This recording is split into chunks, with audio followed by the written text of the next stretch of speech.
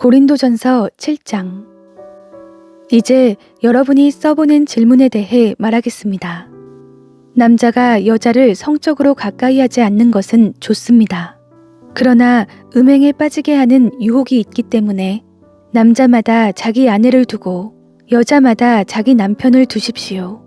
남편은 아내에게 남편으로서의 의무를 다하고 아내도 남편에게 그렇게 하십시오. 아내는 자기 몸을 자기 마음대로 하지 못하고 오직 남편에게 맡겨야 합니다. 이와 같이 남편도 자기 몸을 자기 마음대로 하지 못하고 오직 아내에게 맡겨야 합니다. 부부간에 서로 멀리하지 마십시오. 단 기도에 전념하기 위해 얼마 동안 떨어져 있기로 합의한 경우는 예외입니다. 그러나 그 후에는 다시 합하십시오. 이는 여러분이 절제하지 못하는 틈을 타서 사탄이 여러분을 유혹할까 염려되기 때문입니다. 지금 내가 하는 이 말은 권면이지 명령은 아닙니다. 내가 바라기는 모든 사람이 나와 같았으면 좋겠습니다. 그러나 사람마다 하나님께 받은 은사가 달라 이런 사람도 있고 저런 사람도 있습니다. 내가 결혼하지 않은 사람들과 과부들에게는 나처럼 그냥 혼자 지내는 것이 좋겠다고 말하고 싶습니다. 그러나 만일 절제할 수 없다면 결혼하십시오. 정욕으로 불타는 것보다 결혼하는 것이 낫습니다. 결혼한 사람들에게 명령합니다. 이것은 내 명령이 아니라 주의 명령입니다. 만일 갈라섰거든 재혼하지 말고 혼자 지내든지 그러지 않으려면 남편과 화해하십시오. 남편도 아내를 버리지 마십시오. 내가 나머지 사람들에게 말합니다. 이것은 내 말이지 주의 말씀은 아닙니다. 만일 어떤 형제에게 믿지 않는 아내가 있는데 그녀가 계속 그와 함께 살고 싶어 한다면 그녀를 버리지 마십시오. 또 어떤 자매에게 믿지 않는 남편이 있는데 그가 계속 그녀와 함께 살고 싶어 한다면 그를 버리지 마십시오. 믿지 않는 남편이 그 아내를 통해 거룩해지고 믿지 않는 아내가 그 남편을 통해 거룩해집니다. 그렇지 않다면 여러분의 자녀들도 깨끗하지 못할 것이나 이제 그들은 거룩합니다. 그러나 만일 믿지 않는 사람이 헤어지자고 한다면 그렇게 하게 하십시오. 이런 경우에는 형제나 자매나 얽매일 필요가 없습니다. 하나님께서는 여러분이 평화롭게 살도록 부르셨습니다. 아내여, 당신이 남편을 구원할는지 어떻게 알겠습니까? 남편이여, 당신이 아내를 구원할는지 어떻게 알겠습니까? 오직 주께서 나눠주신 은사대로 또 하나님께서 부르신 대로 살아가십시오. 내가 모든 교회에 이 같은 원칙을 제시합니다. 할례를 받은 상태에서 부르심을 받은 사람이 있습니까? 할례의 흔적을 지워 할례를 받지 않은 사람이 되려고 하지 마십시오.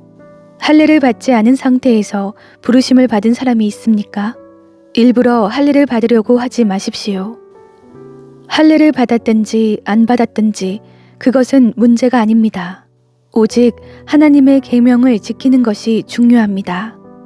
각 사람은 부르심을 받은 때의 상태 그대로 머무르십시오. 당신이 종으로 있을 때 부르심을 받았습니까? 걱정하지 마십시오. 그러나 자유를 얻을 수 있는 기회가 있다면 그것을 이용하십시오. 주 안에서 부르심을 받은 사람은 종이라도 주께 속한 자유인입니다. 마찬가지로 자유인으로서 부르심을 받은 사람은 그리스도의 종입니다. 여러분은 하나님께서 값을 치르고 사신 사람들입니다. 그러니 사람의 종이 되지 마십시오. 형제 자매들이여, 각각 부르심을 받은 그대로 하나님과 함께 거하십시오. 결혼하지 않은 사람들에 대해서는 내가 주께 받은 명령이 없으나 주의 자비하심을 힘입은 사람으로서 여러분에게 믿을 만한 의견을 제시합니다.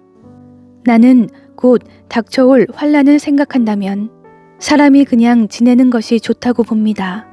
당신이 아내에게 매였으면 헤어지려고 하지 마십시오. 당신이 아내에게서 놓였으면 새로 아내를 얻으려고 하지 마십시오. 그러나 당신이 결혼하더라도 죄를 짓는 것은 아닙니다.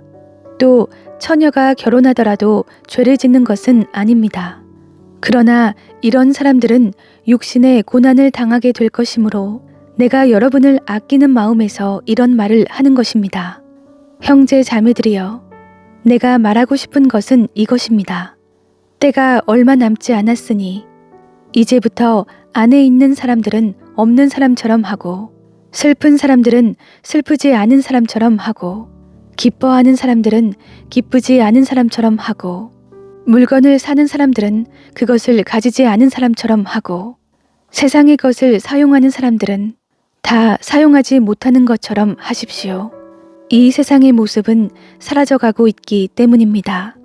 나는 여러분이 걱정 없이 살기를 바랍니다. 결혼하지 않은 남자는 어떻게 하면 주님을 기쁘시게 할까 하고 주의 일에 마음을 씁니다.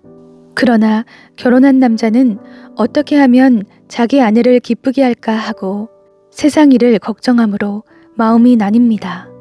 남편이 없는 여자나 처녀는 주의 일을 걱정해 몸과 영을 다 거룩하게 하나, 결혼한 여자는 어떻게 하면 남편을 기쁘게 할까 해 세상 일을 걱정합니다. 내가 이것을 말하는 것은 여러분의 유익을 위한 것이지 여러분을 제한하려는 것이 아닙니다. 오히려 나는 여러분이 이치에 맞게 마음에 혼돈 없이 오직 주만 섬기도록 하려는 것입니다. 그러나 누가 만일 자기의 처녀 딸을 시집 보내지 않는 것이 이치에 맞지 않는다고 생각한다면, 그리고 더구나 혼기도 지나고 마땅히 그렇게 해야 한다고 생각한다면 원하는 대로 하십시오. 이것은 죄를 짓는 것이 아니므로 그들이 결혼하게 하십시오. 그러나 그가 마음을 확고하게 정하고 부득이한 일도 없고 또 자기 뜻대로 할 권리가 있어서 자기의 처녀딸을 그대로 두기로 마음에 작정했다면 그는 잘하는 것입니다. 그러므로 자기의 처녀딸을 시집 보내는 사람도 잘하는 것이지만 시집 보내지 않는 사람은 더 잘하는 것입니다. 아내는 남편이 살아있는 동안 남편에게 매여 있습니다. 그러나 남편이 죽으면 자기의 뜻대로 결혼할 자유가 있습니다. 단 주 안에서만 그렇게 해야 합니다. 그러나 내 판단으로는 그녀가 그냥 지내는 것이 더 행복하다고 봅니다. 나에게도 하나님의 영이 계시다고 생각합니다. 고린도전서 8장. 이제 우상에게 바쳐진 재물에 대해 말하겠습니다. 우리는 우리 모두가 지식이 있는 줄로 압니다. 그러나 지식은 사람을 교만하게 하고 사랑은 모두를 이롭게 합니다. 만일 누가 무엇을 안다고 자만하면 그는 아직도 마땅히 알아야 할 것을 알지 못하는 사람입니다. 그러나 하나님을 사랑하는 사람은 하나님께서 그를 알아주십니다. 그러므로 우상에게 바쳐진 재물을 먹는 일에 대해 말하자면 세상에 있는 우상은 아무것도 아니며 신은 하나님 한 분밖에 계시지 않는 것을 우리가 알고 있습니다. 비록 하늘이나 땅 위에서 신이라 불리는 것들이 있어 많은 신들과 많은 주들이 있으나 우리에게는 오직 한 하나님, 곧 아버지가 계실 뿐입니다. 만물이 그분으로부터 왔고 우리도 그분을 위해 있습니다. 또 한 분이신 주 예수 그리스도가 계시니 만물이 그분으로 인해 존재하고 우리도 그분으로 인해 살아갑니다. 그러나 모든 사람에게 지식이 있는 것은 아닙니다. 어떤 이들은 지금까지도 우상 숭배하는 습관에 젖어 있어서 우상에게 바쳐진 재물을 먹을 때 정말 우상의 것이라고 생각하고 먹으므로 그들의 양심이 약해지고 더러워집니다. 그러나 음식이 우리를 하나님 앞에 내세워주지 못합니다. 우리가 먹지 않는다 해도 해로울 것이 없고 먹는다 해도 이로울 것이 없습니다. 그러므로 여러분의 이 자유가 연약한 사람들에게 걸림돌이 되지 않도록 조심하십시오. 지식이 있는 당신이 우상의 신전에 앉아서 먹는 것을 누가 보면 양심의 거리낌이 있으면서도 용기를 얻어 우상에게 바쳐진 재물을 먹지 않겠습니까? 그러면 그 연약한 사람은 당신의 지식 때문에 망하게 됩니다. 그리스도는 그 형제를 위해 죽으셨습니다. 이와 같이 여러분이 형제들에게 죄를 지어 그 약한 양심에 상처를 주는 것은 그리스도께 죄를 짓는 일입니다. 그러므로 음식이 내 형제를 넘어지게 한다면 나는 내 형제를 넘어지지 않게 하기 위해 영원히 고기를 먹지 않을 것입니다. 고린도전서 9장. 내가 자유인이 아닙니까? 내가 사도가 아닙니까? 내가 우리 주 예수를 보지 못했습니까? 주 안에서 행한 내 일의 열매가 여러분이 아닙니까? 다른 이들에게는 내가 사도가 아닐지라도 여러분에게는 분명 사도입니다. 여러분은 주 안에서 내 사도직을 보증하는 표이기 때문입니다. 나를 비판하는 사람들에 대해 나는 이렇게 대답합니다. 우리에게 먹고 마실 권리가 없습니까? 우리라고 다른 사도들이나 주의 형제들이나 게바처럼 그리스도를 믿는 아내를 데리고 다닐 권리가 없습니까? 또 나와 바나바만 일하지 않을 권리가 없습니까? 누가 자기의 돈을 들여 군인으로 복무하겠습니까? 누가 포도원을 만들고 그 열매를 먹지 않겠습니까? 누가 양떼를 치면서 그 젖을 먹지 않겠습니까? 내가 단지 세상의 관습을 따라 말하는 것입니까? 율법도 이것을 말하지 않습니까? 모세의 율법에 기록되기를 곡식을 밟아 떠는 소에게 망을 씌우지 마라 라고 했습니다. 이것이 하나님께서 소를 걱정해서 하신 말씀입니까? 아니면 다 우리를 위해 하시는 말씀입니까? 그것은 참으로 우리를 위해 기록된 것입니다.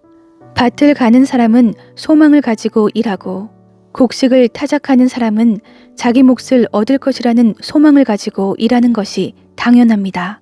우리가 여러분에게 영적인 씨앗을 뿌렸다면 우리가 여러분에게서 물질적인 것을 거둔다고 해서 그것이 지나친 일이겠습니까? 다른 사람들도 여러분에게 이런 권리를 가졌다면 우리는 더욱 그렇지 않겠습니까? 그러나 우리는 이 권리를 사용하지 않았고 도리어 모든 것을 참고 있습니다. 이는 그리스도의 복음을 전하는데 조금도 방해가 되지 않기 위해서입니다. 성전에서 일하는 사람들이 성전에서 나는 음식을 먹고 제단을 섬기는 사람들이 재물을 나누는 것을 여러분이 알지 못합니까? 이와 같이 주께서도 복음을 전하는 사람들에게 복음 전하는 일로 먹고 살라고 명하셨습니다. 그러나 나는 이런 권리를 일절 사용하지 않았습니다. 내가 이렇게 쓰는 것은 여러분이 내게 그렇게 해달라는 뜻이 아닙니다. 그렇게 하느니 나는 차라리 죽는 편이 낫겠습니다. 아무도 이런 내 자부심을 헛되게 하지 못할 것입니다.